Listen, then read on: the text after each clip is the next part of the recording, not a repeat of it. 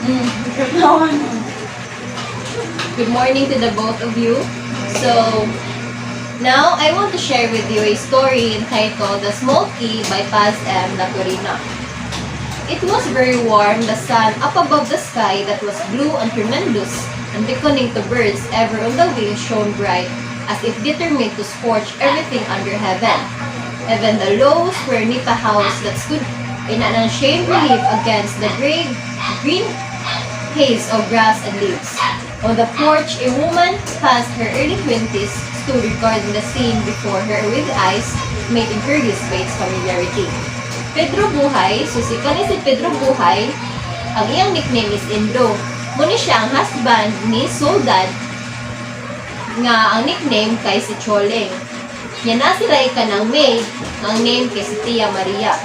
So Pedro Buhay, a prosperous farmer, looked up from his plate and smiled at his wife as she stood framed by the doorway, the sunlight glinting on her dark hair. "Do you want some more rice?" Ingon ni Choleng or ni Soldad sa iya husband. "I am in a bad to get back.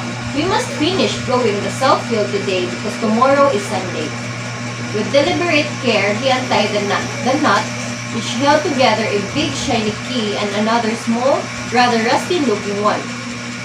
The smile left her face and a strange look came into her eyes as she took the big key from him without a word.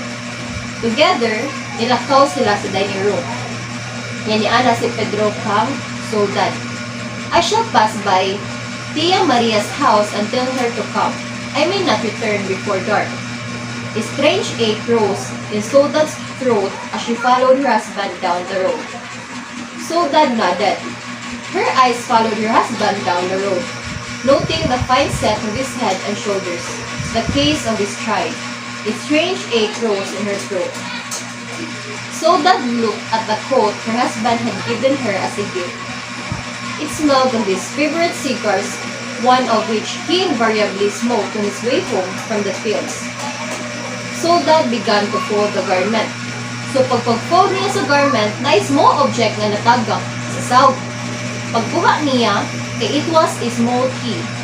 Soldad came across a torn garment. She threaded a needle, but after a few uneven stitches, she pricked her finger and a crimson drop stained the white garment.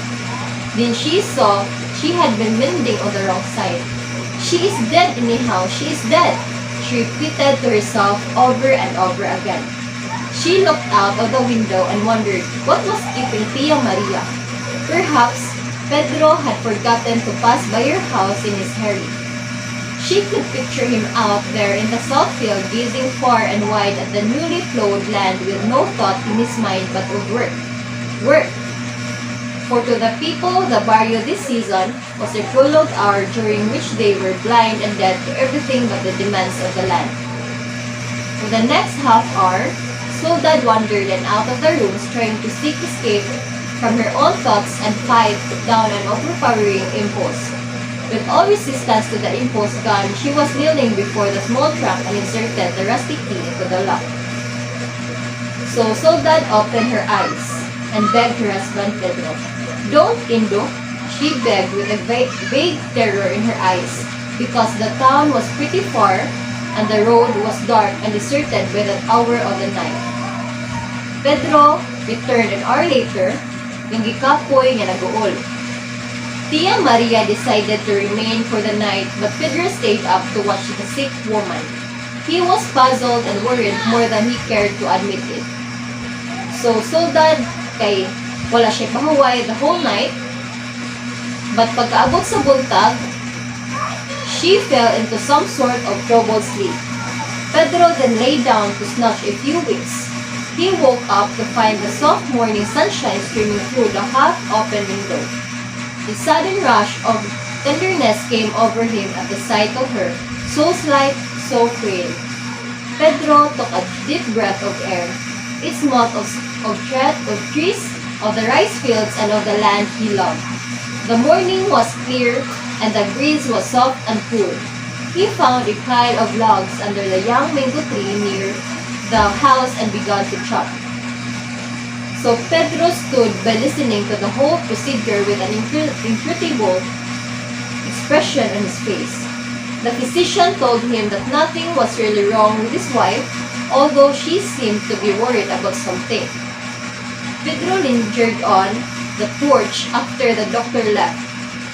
He knew that this incident would always remain a shadow on their lives. So, that's the end of the story. So, what have you learned from the story The Small Key by Paz M. Latorina? Patawa mo.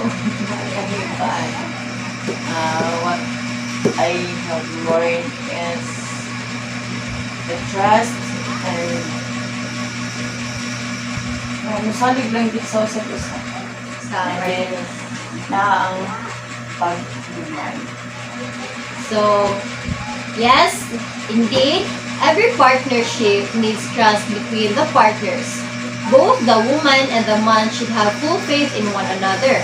So, ang essence sa love, in my opinion, is being willing to forgive and forget in order to preserve the relationship. Kay, if ever, upasaylo ka or dili man siya ingon nga dali makalimtan, pero if kanang dali ra ihatag ang forgiveness kay mo na siya ang sign nga love yun ni mo ang tao, and mo na siya ang key para ma-preserve ang your relationship niya mo last longer. So mo to siya nga Pedro iyang gipasaylo si Soldad iyang wife without nga wala siya nagaduha o pasaylo ka Soldad. So mo tong sign nga love yun niya si Soldad. So, sharing these literary works with you, especially this short story, would be quite beneficial for us because, di ba, naka-learn ta sa story nga also na-entertain sa ta. However, to those who listen, like kamo, to what we have to say, will also learn something from the story, di ba, naka-learn sa mo. Yes. And will be inspired to read one themselves. Di ba ka na if maminaw mo story, ma-inspire sa mo nga mabasa sa mo more stories, nga lain nga stories. So, sharing these literary works fosters our unique connection and increases our love or breeding, which strengthens our sense of community and belonging. So, in addition to this, I would like to encourage you nga kanang mabasa sa mong story, short stories niya. Ganhansag ko nga ang inyong mga gibasa nga short stories kay inyo hapong i-share sa inyong friends para na po sila ma-learn niya. Ganahan po sila mabasa po yung short stories. So, that's all for the story of Paz M. Latorina, The Small Key.